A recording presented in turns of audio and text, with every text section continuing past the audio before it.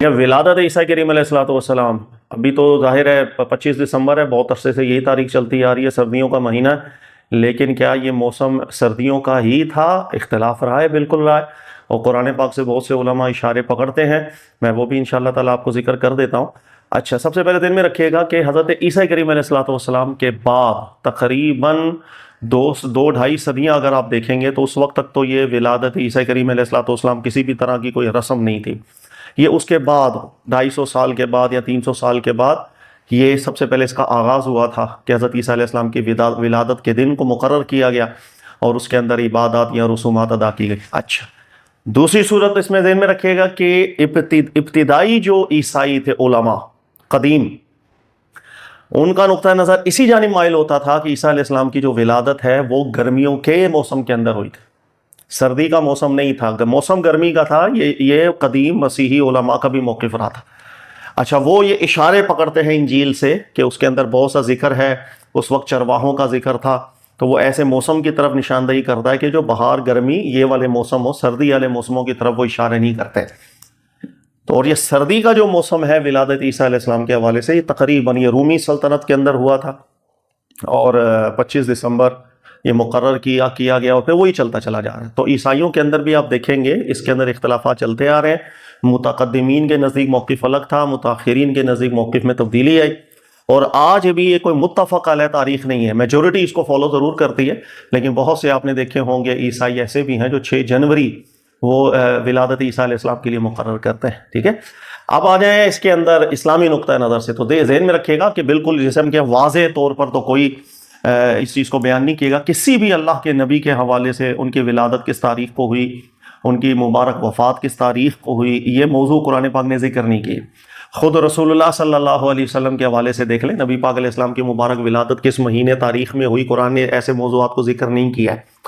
ہاں، اشارے لیے جا سکتے، تو قرآن پاک کے جن آیات سے اشارے لیے گئے ہیں اس میں بھی 2 نقطہ نظر علماء کے سامنے آتے ہیں، دونوں بیان کر دیتا ہوں۔ اور وہ یہ حضرت مریم رضی اللہ تعالی عنہا کی ولادت کے حوالے سے جب قرآن ذکر کرتا ہے کہ جب آپ کو وہ کیفیت تھی، درد کی کیفیت ہوئی، تو آپ ایک کھجور کے درخت کے قریب چلے گئے۔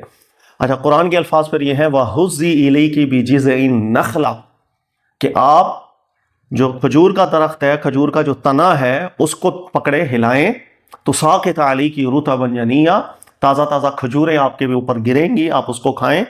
فَكُلِي وَاشْرَبِي وَقَرِّي عَيْنًا، آپ کھائیں بھی، اور نہر وہاں پانی کا انتظام بھی تھا، پانی بھی پئیں اور اپنی آنکھوں کو ٹھنڈا کریں۔ اشارہ جو پکڑا جاتا ہے وہ واضح یہ پکڑا جاتا ہے کہ اللہ رب العزت ایک ایسے موسم کے، ایک ایسے وقت کی طرف نشاندہی کر رہے ہیں کہ جس کے اندر کھجور ہے، اور وہ بھی رطباً، بالکل رطب کھجور ہے، بالکل جیسے کہتے ہیں پکی ہوئی کھجور ہے۔ اور کھجور کے 3 درجے ہوتے ہیں، ابھی میں اس کو مزید تھوڑا واضح کر دیتا ہوں۔ پکی کھجور، اور یہ گرمی کے موسم کے اندر ہوتی ہے، سردی کے موسم میں کھجوریں پکا نہیں کرتی۔ ٹھیک ہو گیا؟ تو یہ ہے وہ نقطہ کہ وہ اس وقت میں وہاں موجود تھیں جس وقت کھجور کے تنے کو ہلایا گیا، تو کھجور جو گری وہ رطب کیفیت کے اندر گری، اور گرمیوں کے موسم میں کھجوریں پکتی ہیں، جو واضح اشارہ دے رہا ہے کہ وہ موسم گرمی کا تھا جب عیسیٰ کریم علیہ السلام کی ولادت ہوئی۔ اب اس کے ایک اور موقف بھی ہے علماء کا، وہ یہ سمجھتے ہیں، آپ نے آج بھی تفاسیر میں دیکھا ہوگا، کئی علماء یہ سمجھتے ہیں کہ حضرت عیسیٰ علیہ السلام کی ولادت وہ بڑی غیر معمولی ولادت تھی، ابتدا سے لے کر کے انتہا تک۔ ابتدا جب اس کی ہوئی تو قرآن ذکر کرتا ہے فَتَمَثَّلَ لَهَا بَشَرًا سَوِيًّا، ایک فرشتے کی آمد ہوتی ہے اور فرشتے ان کو خوشخبری دیتے ہیں، یہاں سے آپ کے غیر معمولی ایک کرامت اور ایک خرق عادت معاملات شروع ہوتے ہیں، اور اختتام کہاں ہوتے ہیں؟ فَأَشَارَتْ إِلَيْهِ قَالُوا كَيْفَ نُكَلِّمُ مَنْ كَانَ فِي الْمَهْدِ صَبِيًّا قَالَ إِنِّي عَبْدُ اللَّهِ، کہ جس وقت وہ بچے کی طرف اشارہ کیا گیا تو حضرت عیسیٰ علیہ السلام نے مہد میں کلام کیا تھا، انی عبد اللہ۔ تو ابتدا اور انتہا دیکھیں، خرق عادت امور کی طرف قرآن ذکر کر رہا ہے۔ تو کئی علماء ذکر کرتے ہیں یہ جو بیچ کا دورانیہ ہے، یہاں بھی خرق عادت کرامت، یہاں بھی خرق عادت کرامت، بیچ کے وہ ایک کرامت کے طور پر دیکھتے ہیں۔ وہ کہتے ہیں حضرت مریم رضی اللہ تعالی عنہا کا آنا، اس درخت کے پاس آرام کرنا، اس درخت کو ہلانا، کھجوروں کا گرنا، یہ سب ایک کرامت تھی، خرق عادت معاملات تھے، دل کے اطمینان اور تسلی کے لیے اللہ کی طرف سے۔ وہ اس کو کس طرح منطبق کرتے ہیں؟ وہ کچھ اشارے پکڑتے ہیں، اس لیے کہ ابتدا اس کی خرق عادت سے ہو رہی ہے، انتہا خرق عادت سے ہو رہی ہے۔ تو اب یہ جو بیچ کا جو دورانیہ ہے، حمل کا، بچہ جننے کا، یہ کھجور کا، تو وہ بھی یہ سمجھتے ہیں کہ یہ بھی بطور خرق عادت کے معاملات ہیں جس کو قرآن نے ذکر کیا. تو آپ کا وہاں جانا اور کھجور کے تنے کو، اچھا سب سے پہلے اشارہ یہ پکڑا جاتا ہے کھجور کے تنے کو ہلانا. ظاہر ہے ایک شخص کھجور کے تنے کو کیسے ہلائے گا، مشکل ہو رہا ہے. تو یہ سمجھا کہیں نہ کہیں کھجور کے تنے کو ہلانا ہی اشارہ دے رہا ہے کہ یہاں معاملہ خرق عادت بیان ہو رہا ہے کہ ایک شخص کھجور کے تنے کو ہلائے اور کھجوریں گر جائیں. تو ان کا ذہن یہاں جانا شروع ہوا کہ ہمیں یہ معاملہ خرق عادت ہی لگ رہا ہے. اچھا نمبر 2 پھر کچھ الفاظ ایسے آئے ہیں تحت کی کا ذکر آیا کہ آپ کے تحت سے اللہ رب العزت نے پانی کا انتظام کیا ہے. تو اس کو بھی حقیقت پر اگر محمول کر دیا جائے تو ایسا ہی لگتا ہے کہیں نہ کہیں خرق عادت معاملہ ہی ہو رہا ہے. تو کئی علماء کرام ایسے ہیں جن کا یہ رجحان جا رہا ہے. اچھا پھر وہ کانٹیکسٹ سے الفاظ کو کیسے جوڑتے ہیں کہ پیچھے ذکر ہے حضرت مریم رضی اللہ تعالی عنہا کا کہ وہ ذکر کرتی ہیں کاش ہم مر جاتے کنت نسیا منسیا، یعنی کہ ایسا ایک کڑا امتحان ان کے اوپر آیا کہ وہ امتحان کے اندر فطری تقاضوں کے اندر یہ جملے نکل گئے کہ لوگ کیا کہیں گے، لوگ تہمتیں لگائیں گے، وہ کیسے معاملات کو فیس کیا جائے گا.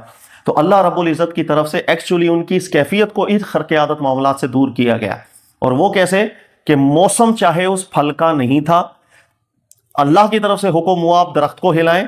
اکیلا بندہ درخت کو ہلائے گا، تنے کو ہلائے گا، مشکل لگتا ہے. تو اللہ کی طرف سے یہاں بھی نوازا گیا، بے موسمی کھجوریں آپ کی طرف پھینکی گئیں. جب آپ نے وہ کھائیں پھر خرق عادت طور پر پانی کا انتظام کیا گیا. اللہ کی طرف سے یہ یوں تسلی دی گئی کہ اگر خرق عادت معاملات ہم یہاں کر رہے ہیں تو آگے کے لیے آپ کیوں پریشان ہو رہے ہیں، آگے بھی سب کچھ ٹھیک ہوگا. لوگ الزام لگائیں گے، ہماری طرف سے اس کا جواب دیا جائے گا. تو یہ ہے اس انداز کے اندر وہ ابتدا کو بھی اور بیچ کو بھی اور آخر کو بھی یوں وہ منطبق کرتے ہیں. اچھا اس کے علاوہ کئی علماء کرام وہ ذکر کرتے ہیں کہ ابتدا خرق عادت ہے، انتہا خرق عادت ہے، لیکن بیچ کا معاملہ خرق عادت کے طور پر اللہ بیان نہیں کر رہے ہیں. ٹھیک ہے، وہ اس طرح ذکر کرتے ہیں کہ کیوں نہیں کر رہے ہیں، میں اس کو سمجھا دیتا ہوں. وہ اس وجہ سے کہ پھر آپ کو یہ ماننا پڑے گا کہ حضرت مریم رضی اللہ تعالیٰ عنہ کا حمل ہوا. اچھا کتنے دنوں کا حمل تھا، قرآن پاک نے اس کی کوئی نص ذکر نہیں کی. اچھا اگر آپ بولیں کہ قرآن نے جو الگ سے اس کو ذکر نہیں کیا تو معروف معنی لیا جائے، اور معروف معنی یہ ہے کہ حمل کی مدت جتنی نارملی ہوتی ہے 8 مہینے 9 مہینے. اچھا اب آپ جب معروف طریقے کے اوپر جا رہے ہیں تو اس کا مطلب ہے کہ ابتدا خرق عادت ہوئی تھی، اس کے بعد روٹین کے معاملہ چلنا شروع ہو گئے جیسے حمل کے اندر ہوتے ہیں. جتنا جو ولادت ہوئی ہے ظاہری سی بات ہے وہ بھی اسی طریقے سے ہوئی جس طریقے سے عام انسانوں کی ہوتی ہے. اور نمبر 3 کہ یہ جو بیچ کا معاملہ ہے یہ خرق عادت کا نہیں تھا. اس کی طرف قرآن کے یہی الفاظ دلالت کرتے ہیں ان علماء کے نزدیک. وہ کہتے ہیں کہ غور کرو، اللہ فرما رہے ہیں حزی علی کی بھی جزی نخلا، تنے کو ہلائیں کھجوریں آپ کی طرف گر جائیں گی. انہوں نے کہا جو بندہ کاشتکار ہے وہ بہت اچھے طریقے سے جانتا ہے کہ جس وقت گرمی کی شدت ہوتی ہے اور کھجور اپنے شاخوں کے اوپر پک جائے. کھجور کی 3 سٹیجز ہوتی ہیں. پہلی سٹیج کمری کہلاتی ہے، کاشتکار وغیرہ جانتے ہیں، جس میں کھجوریں کچی ہوتی ہیں تو وہ کبھی بھی نہیں گرتی. دوسری سٹیج ہوتی ہے جب کھجوریں گرمی کے موسم کے اندر اوپر پک جاتی ہیں، نرم ہوتی ہیں، کھانے کے لیے سب سے بہترین کیفیت میں ہوتی. اور تیسری سٹیج یہ ہوتی ہے پھر وہ زیادہ پک جاتی ہیں کہ وہ خشک ہو جاتی. ایک ہے تر کھجور اور ایک ہوتی ہے بالکل خشک کھجور. ٹھیک ہے، تو کھانے کے لیے سب سے بہترین کیفیت کے اندر تر کھجور ہوتی ہے جسے رطب کہا جاتا ہے. قرآن نے بھی جو لفظ ذکر کیے، جس وقت شدید گرمی کے اندر کھجور کا درخت اپنے پھلوں کو پکا دیتا ہے، ہر کاشتکار جانتا ہے کہ اگر درمیانے لیول کا کوئی درخت ہے وہ ہلکا سا ایک شخص بھی اس کو زور لگا کر تنے کو ہلائے تو کھجوریں گرنا شروع ہو جاتی ہیں. وہ اس قدر کمزور ہو جاتی ہیں پک کے کھجور، یہاں تک کہ تھوڑی سی بھی ہوا چلے تو کھجوریں نیچے گر جاتی ہیں. آپ کا معمولی سا اس کو جھٹکا دینا، معمولی سا، وہ کھجوریں نیچے گرا دیتا ہے. تو ہر کاشتکار یہاں سمجھتا ہے کہ اللہ تعالیٰ نے یہاں پر وہ کون سی اسٹیج ہے جس کا ذکر کیا ہے. اچھا نمبر 2 آپ خود غور کریں، جب کھجور رطبن کیفیت کے اندر ہو تو آپ ہلکا سا اس کو ہلائیں، بالکل ہلکا سا، اور جو درمیانہ ہوتا ہے کھجور کا درخت وہ ہل جاتا ہے، ایک بندے سے بھی ہل جاتا ہے. اس میں کوئی خرق عادت والی بات نہیں ہے. کھجور کا درخت اگر بہت بڑا والا ہے، بہت طول ہے اس کا، پھر قدرے مشکل ہو سکتا ہے کہ ایک بندہ اس کو ہلا دے، ورنہ درمیانے چھوٹے قد کے جو کھجور کے درخت ہوتے ہیں وہ بآسانی ہلکا سا اس کے ہاتھ سے ہی جھٹکا دے، اکیلا بندہ دے کھجور گر جاتے ہیں. یہ تو آنکھوں سے آپ نے مشاہدہ بھی کیا ہو اگر گاؤں دیہات کے رہنے والے ہیں آپ لوگ. تو کہنے کا مقصد کہ اب یہاں غور کریں، اللہ تعالیٰ خرق عادت بات نہیں کر رہے، اللہ تعالیٰ عادت کے حساب سے بات کر رہے ہیں کہ آپ نے درخت کو جنبش دینی ہے، اتنی پکی کھجوریں کہ گر جائیں گی. اگر معاملہ خرق عادت ہوتا تو اس کیفیت کے اندر جنبش دینے کی بھی ضرورت نہیں تھی، ہوا سے ہی کھجوریں گر جاتی. ٹھیک ہے، اور جنبش دینا کاشتکاری کے لحاظ سے بالکل ایک عادی امور ہے. کہ درختوں کو بھی جب یہ کھجوریں پکی اتاری جاتی ہیں تو ایسا ہی ہوتا ہے کہ وہ نیچے کپڑا بچھا کر کے کچھ لوگ درخت کے تنوں کو ہلاتے ہیں، ساری پکی کھجوریں نیچے آ جاتی ہیں۔ تو جو الفاظ قرآن نے استعمال کیے ہیں وہ ایک کاشتکاری کی زبان میں ایک بالکل معمول کے الفاظ ہیں، اس میں خرق عادت والا عنصر نہیں ہے، بالکل واضح۔ تو اس وجہ سے بہت سے علماء ذکر کرتے ہیں کہ یہ ابتدا جو تھی آپ کی وہ ایک کرامت تھی، خرق عادت تھا، انتہا بھی خرق عادت تھا، لیکن یہ جو بیچ کا لمحہ تھا وہ ایک عادی طریقہ کار سے گزرا تھا، جس کے اندر ایک خاتون کو جو پریشانی ہوتی ہے، ایک خاتون کو جو درد ہوتا ہے۔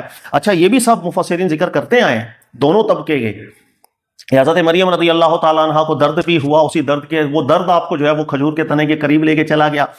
درد کو ذکر کر رہے ہیں، یعنی کہ وہ خود کہہ رہے ہیں کہ بیچ کا جو معاملہ تھا وہ عادی روٹین کے اوپر ہوا تھا۔ اب اگر مفسرین کے اس قول کو مان لیا جاتا ہے تو ان کے نزدیک بالکل یہ گرمی کا موسم تھا جس کا قرآن پاک اشارہ دے رہا ہے۔ یہ دونوں نقطہ نظر ہے، بہرحال دونوں بڑے اعلیٰ ہیں اپنی اپنی جہت میں دیکھنے کے لیے، تو اس میں کوئی ایسا مسئلہ نہیں۔ دیکھو قرآن پاک ہدایت کے لیے ہے، تو ہدایت کا پہلو نکلتا ہے، وہ ہر واقعے سے نکلتا ہے۔ یہ کہتے ہیں ہدایت سے علاوہ ہٹ کر کے کچھ اشارے قرآن سے لینا، اس میں اختلاف ہو جاتے ہیں، کوئی عالم دین اس جہت میں دیکھ رہا ہے، کوئی عالم دین دوسری جہت میں دیکھ رہا ہے، اس میں کوئی مسئلہ نہیں ہے۔ لیکن اتنی بات ضرور ہے کہ قرآن پاک نے کسی بھی اللہ کے نبی، کسی بھی اللہ کے رسول، اس کی ولادت کا سری ذکر، دنوں کا، تاریخوں کا، ایسا قرآن پاک نے کبھی بھی ذکر نہیں کیا۔ جو مقصود سمجھایا وہ بڑے اعلیٰ طریقے سے سمجھایا، اس میں کسی کا اختلاف نہیں ہو سکتا، ٹھیک ہے۔ تو یہ دو نقطہ نظر ہیں، کسی پر بھی عمل کیا جا سکتا ہے، ذاتی لحاظ سے آپ کسی بھی موقف کو ترجیح دے سکتے ہیں۔ کھجور کا جہاں تک تعلق ہے، وہ کھجور بالکل یہ میڈیکلی بھی ثابت ہے کہ جو آخری مہینے خاص طور پر خاتون کے ہوں تو وہ کھجور اس کے لیے مفید ہوتی ہے، ٹھیک ہے۔ ہر ایک کے لیے نہیں، مثلا کوئی شوگر کا پیشنٹ ہے تو اس کو نقصان دے سکتی ہے، تو ڈاکٹر سے ہدایت لیں، مشورہ لیں۔ لیکن جو عام ایک کوئی کسی طرح کا کوئی مرض نہیں ہے، کوئی شوگر وغیرہ کوئی بیماری نہیں ہے، تو جو کھجور ہے آخری مہینوں میں لمیٹڈ کھائی جائے تو اس سے بہت فرق پڑتا ہے، بالکل ایک طاقت آتی ہے، اس کے اندر خون کی کمی اگر ہو تو اس کے لیے بھی ظاہر ہے اس میں ایسے مواد موجود ہیں، فائدہ دیتے ہیں، جسم کے لیے بھی اچھی ہے۔